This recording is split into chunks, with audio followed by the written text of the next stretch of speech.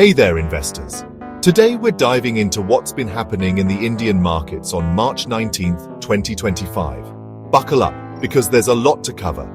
First off, let's talk about the major indices. The NSE Nifty 50 closed up 0.32% at 22,097.45. Meanwhile, the BSE Sensex closed up 0.20% at 72,249.47. Investors played it cautiously today, keeping an eye on signals from the US Federal Reserve. But guess what? The financial and metal sectors showed some serious strength. Now let's move on to some important company news. Hyundai Motor India announced a price hike of up to 3% starting April. Why? Rising raw material and operational costs. So if you're planning to buy a Hyundai, you might want to act fast. Vodafone Idea is exploring partnerships with satellite communication companies, including Starlink. This move is aimed at enhancing connectivity in remote areas. Imagine the potential here, especially for investors looking at the telecom sector.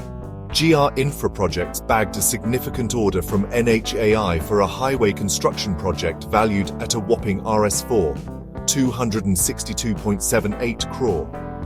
Infrastructure projects like these are crucial for long-term growth, and this could be a game-changer for GR Infraprojects. Realme launched its new Realme P3 5G smartphone in India.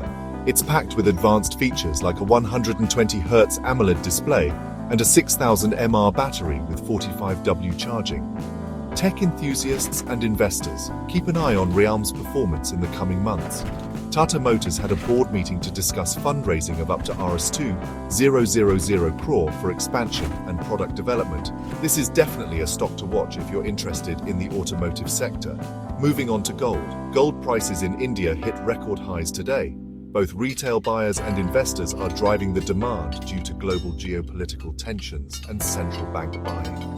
In Delhi, 24-karat gold was quoted at Rs90, 590 per 10 grams. And in Mumbai, it was Rs90, 440 per 10 grams. Jewelers are reporting strong pre-wedding season purchases, and investment demand is robust too. Analysts suggest that continued rupee weakness and elevated global inflation are supporting gold's uptrend in domestic markets.